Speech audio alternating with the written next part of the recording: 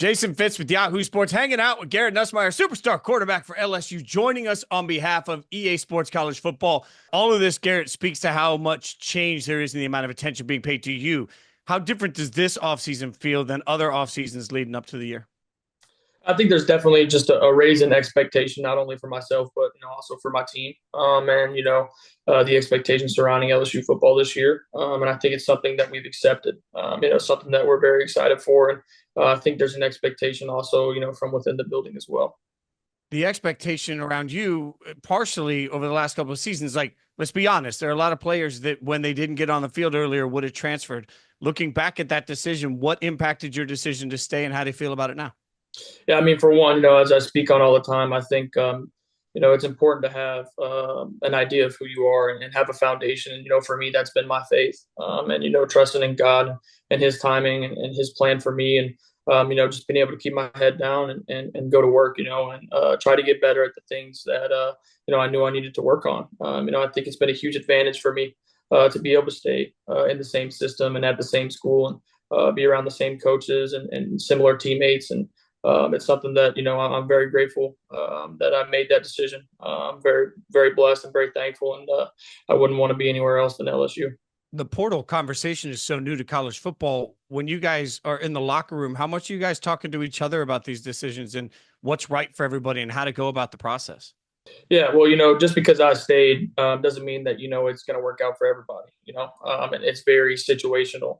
It's very different, and so I'm very thankful that I had the opportunity to stay, and I was allowed to make that decision. And so there's definitely conversations in the locker room about guys and who might leave, and trying to talk to your teammates to pick their mind and see how they're feeling about things. If there are ways you can, help them out or make them feel better about situations. It's definitely a different dynamic than it was in the past. So everybody with a microphone or a fan like me sits there and screams about all the changes in college football all the time. You're in the middle of it. When people say that college football is dying through all of this, what's your response? I wouldn't say it's dying. I think it's just changing. I think it's it's got a different dynamic to it. And it's almost got a little bit more of the pro feel, I guess you could say. I think that at the end of the day, these colleges have been here forever and will continue to be here. And so I think that the feel of college football is still the same. And you walk into Death Valley and that feeling hasn't changed. You go go on the road to Kyle Field and that feeling hasn't changed. So at the end of the day, it's still college football. You mentioned those fields, like it's amazing. So when I was back touring, I played the Bayou Country Superfest. We played at LSU, and it's the only show I can ever remember where the stage was shaking so much that things were actually falling down while we were trying to play a country music set.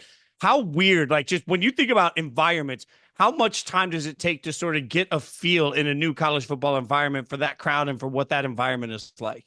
Yeah, I mean, obviously, there are a lot of intense environments, especially in the SEC. And there's not a lot of cupcake teams. There's not a lot of cupcake environments. Even South Carolina on the road last year during the day was rocking. So I think it's expected. You come to the SEC to play against the best. You come to the SEC to play in environments that are the best. And so I think, like I said, if you want to come to the SEC, you have to be ready for that, be prepared for that, and know that that's going to be a factor.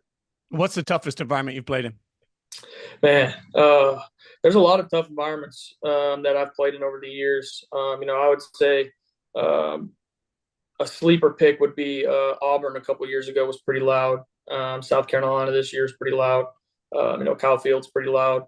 There's just so many. I think the loudest game I've ever played in was actually in the SEC championship 2 years back against Georgia. Because that basically turns into a home game for them when they're there. So and it's a dome, so it's pretty loud, gets pretty rocking. A lot of attention is going to be paid to you this year because people are already talking about the NFL draft.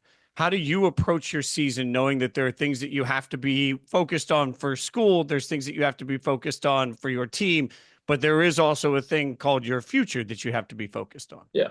Yeah. Well, for me, I'm just focused on our team. I'm focused on our team goals. I'm focused on being the best that I can be for my teammates. And so, you can't completely ignore all the outside noise. You're lying if you say that you don't hear it, and so I definitely hear it. And as I spoke about our team with the expectations coming from within, I obviously have expectations for myself as well. And so the way that I kind of straddle those and keep those in check is, focusing on our team. My main goal is to help lead the LSU Tigers to a national championship, and let the rest fall into place.